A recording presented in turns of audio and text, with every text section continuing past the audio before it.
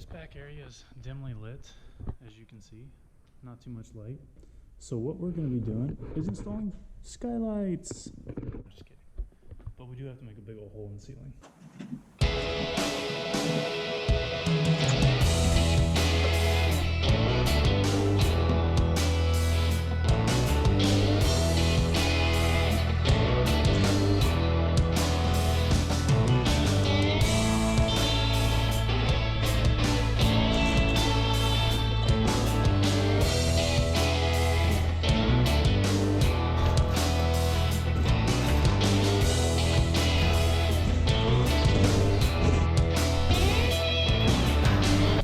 Wasn't as bad as I thought it was going to be.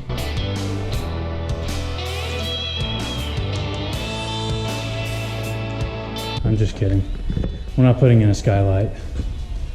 We're putting in a 2-post automotive lift. But one of the problems was the fact that I do have a 9.5 foot ceiling. These columns are 11 foot 10 inches long. I have to go up into the ceiling about 2 feet. We have to determine how far in we're going to put the column to where it doesn't hit the roof line.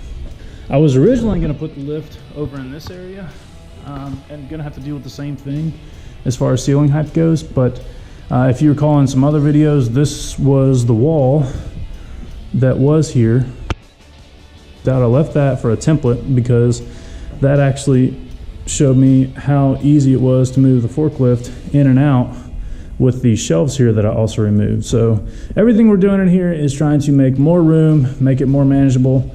It seems like that's all I've been doing ever since I got this place, was trying to make more room and getting it more organized. I feel like I organize and sweep floors more than I do work in the shop. They recommend you put the columns on their side just how they would be assembled, put the top bar onto the columns, and then standing the whole thing upright. Unfortunately, we're not going to be able to do it that way because of the aforementioned ceiling height issue. I'm afraid if I were to stand them up as we were doing that, I don't think we would have enough height to clear the ceiling, even the rafters. So I'll check it and make sure, but I'm pretty sure we're not going to be doing it the recommended way.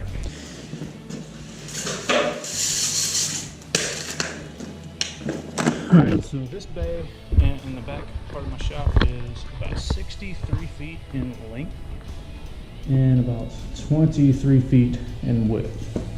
They recommend you put them anywhere from 9 to 12 feet off the front of the wall, and I had measured that out on this side and came to the conclusion that it would have worked over here, but I kind of want to save this space for painting in the future. So that's kind of where we're at with that. I do want to rebuild the paint room that was there, just with double doors on the front so I can pull something in. So that led me to put it back here in the middle of the shop. We're going to put, as you can see, the shelves are already installed. There's just regular Home Depot Husky brand shelves that I put in for more storage space. They're 2 feet deep, so what I figured was we're going to put the first column, the outside of it, 5 foot off the wall. That way it'll give me, if I ever move these shelves, it'll give me 5 feet to the wall on this side. It gives me 3 feet between the shelves since they're only 2 feet deep. As long as nothing's hanging out over the shelf by more than a foot, I should be able to get it in and out pretty easy, especially right there around that area. Over on this side, obviously we have a lot of work to do with this whole disaster. This will be another project for later. That area is depressing. It originally had plywood shelves over the top. I have no idea why they poured it the way they did. The best I can figure was the front of the shop was the original shop, and they built the rest of the stuff around this. That would have been a great time to go ahead and demo this out. But that's not what happened. And as you can see, it's causing all sorts of issues down here. And this is why the original reason why I attacked this. So we'll be getting to that at a later date. Much later. But anyway, we're going to put the first column 5 feet in off the wall. And we have 28 feet to that wall, so plenty of room in the front. Even if I pulled my truck in here, I think I measured off this side 20 something feet as far as the columns go, so maybe 18 feet to the back. So the full length of the vehicle shouldn't be a problem. You should be able to. The idea behind putting it over here was to be able to walk around the entire vehicle, no matter which way you pulled it in, front or back, and be able to get the forklift if I needed that around the area as well. This column right here is going to be, once I get that knocked out, it'll give me 7 feet to that block wall. So it's going to be 6 feet off of this side, which should be plenty of room to move anything I need to around the shop at any given moment. But yeah, that's kind of the details on everything. Sit back and enjoy the rest of the video while we get everything stood up and in place.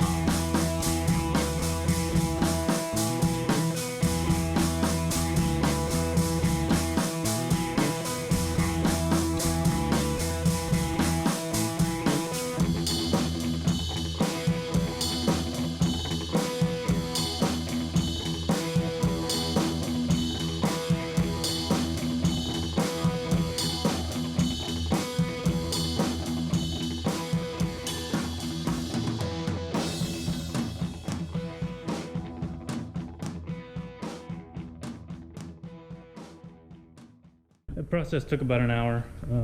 I couldn't really find a good way to lift it, honestly. So out here working by myself, the most important thing is safety, is not dying, right? Not having one of these things fall over, knock me in the head and break my back or crush my skull. So I took a while to figure out how to rig it. Just gonna pick it up by the straps, didn't have enough ceiling height to do that. So, and it was a little sketchy doing it by straps anyway. So the best thing for me to do was to flip them over and actually fit the fork inside the column here. So the only thing you got to watch out for obviously is creating a lever and actually bending this column.